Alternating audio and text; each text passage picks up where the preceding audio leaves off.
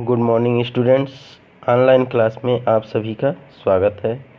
आज हम आपको गद्य संकलन के पहले पाठ पुत्र प्रेम, जिसके लेखक मुंशी प्रेमचंद हैं, उसका सारांश बताएंगे। क्योंकि पूरी कहानी पढ़ने से पहले हमको सारांश जान लेना आवश्यक है। अगर हम सारांश जानेंगे तो कहानी को अच्छी तरह से समझ पाएंगे। तो सबसे पहले पुत्र प्रेम कहानी के सारांश को समझते हैं। चूँकि कहानी का शीर्षक ही है पुत्र प्रेम, तो यहाँ पर एक पिता के हृदय में पुत्र के प्रति प्रेम दिखाया गया है कि किस तरह से वह अपने पुत्र से प्रेम करते हैं, किंतु अपने धन के लालच में आकर अपने उस पुत्र को मर जाने देते हैं। इसी बात को यहाँ पर मुंशी प्रेमचंद ने मानव हृदय की इस कहानी में उन्होंने मानव हृदय की दुर्बलताओं के साथ साथ संवेदनाओं का भी अत्यंत हृदयस्पर्शी चित्रण किया है। इसमें एक पिता चैतन्य दास के हृदय की अंतर्द्वंद का मार्मिक चित्रण हुआ है। बाबू चैतन्य दास एक वकील रहते हैं, 2-3 गांव के जमींदार भी थे। वे बहुत सोच समझकर खर्च करते थे और खर्च करने में बहुत सोच समझ का काम करते थे। उनके 2 पुत्र थे। बड़े बेटे का नाम था प्रभुदास और छोटे का नाम शिवदास था। दोनों में 1 वर्ष का अंतर था। वे कॉलेज में पढ़ाई कर रहे थे। प्रभुदास पर पिता का अत्यधिक स्नेह था। वे उसे उच्च शिक्षा के लिए इंग्लैंड भेजना चाहते थे ताकि उसे बैरिस्टर बनाया जा सके। बैरिस्टर एक वकील, समझ रहे हैं। दुर्भाग्यवश प्रभुदास को बीए पास करते ही तपेदिक रोग हो जाता है। और तपेदिक आप जानते होंगे, जिसको टीबी बोलते हैं। डॉक्टर ने विश्वास दिलाया कि अभी फेफड़ों तक संक्रमण नहीं गया है, अच्छा होने की आशा बनी है। यह भी कहा जा सकता है कि 3-4 महीनों में ये स्वस्थ हो सकते हैं, परंतु मानसिक परिश्रम के योग्य नहीं रह सकेंगे। अब डॉक्टर बताता है कि चैतन्य दास को कि इनका जो पुत्र है जिसको तपेदिक हुआ है वो ठीक तो हो सकता है, लेकिन मानसिक रूप से ठीक नहीं हो सकता है। चैतन्य दास के यह पूछने पर कि यदि इन्हें किसी सैनिटोरियम में भेज दिया जाए। सैनिटोरियम होता है एक पहाड़ी स्थान पे बना होता है जहाँ पर इलाज किया जाता है, तो कैसा रहेगा। चिकित्सक ने विश्वास दिलाया कि वहाँ इनके ठीक होने की पूरी आशा है।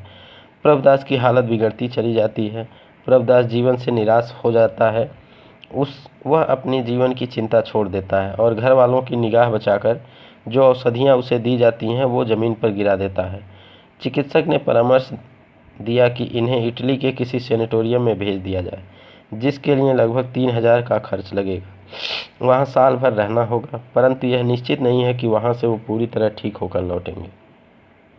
परिवार में प्रभुदास को इटली भेजने के प्रस्ताव पर वाद विवाद होता है।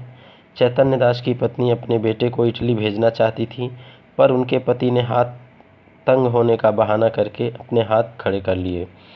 दूसरे, उन्होंने कहा कि इटली भेजने पर भी इतने रुपए खर्च करने के बाद भी यह निश्चित नहीं है कि प्रभुदास ठीक होकर आएंगे ही।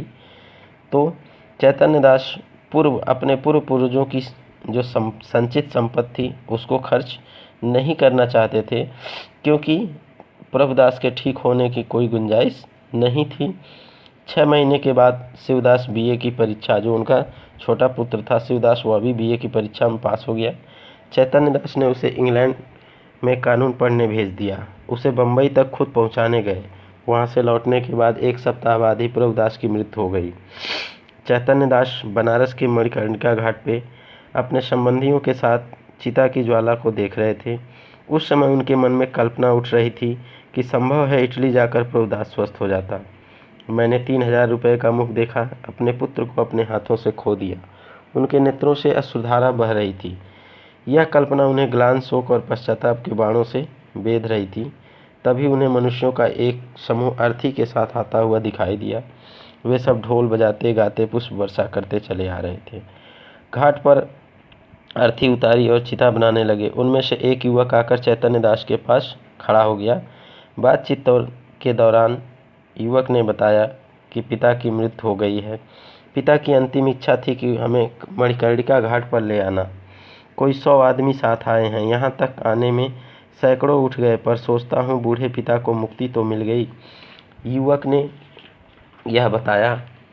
उसके 3 वर्षों तक उनका इलाज करवाया था अपने पिता का। वैद्यों ने जो कुछ कहा उनमें कोई कसर नहीं छोड़ी। तभी युवक का एक साथी आ गया और बोला, नारायण ललका दे तो ऐसा दे। घर की सारी पूंजी पिता की दवा दारू में स्वाहा कर दी।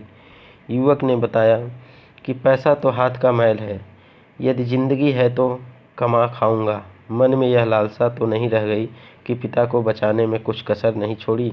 मैं तो कहता हूँ कोई हमारा सारा घर द्वार ले ले, पर केवल दादा को एक बार बुला दे। बाबू चैतन्य दास सिर झुकाए ये बातें सुन रहे थे। युवक का एक एक शब्द उनके दिल में तीर की तरह चुभता था। इस घटना का उनके हृदय पर यह प्रभाव पड़ा कि उन्होंने प्रभुदास की अंत्येष्टि पर सैकड़ों रुपए खर्च कर डाले। लगता है कि यह उनके दुखी चित्त की शांति के लिए केवल यही उपाय बचा था।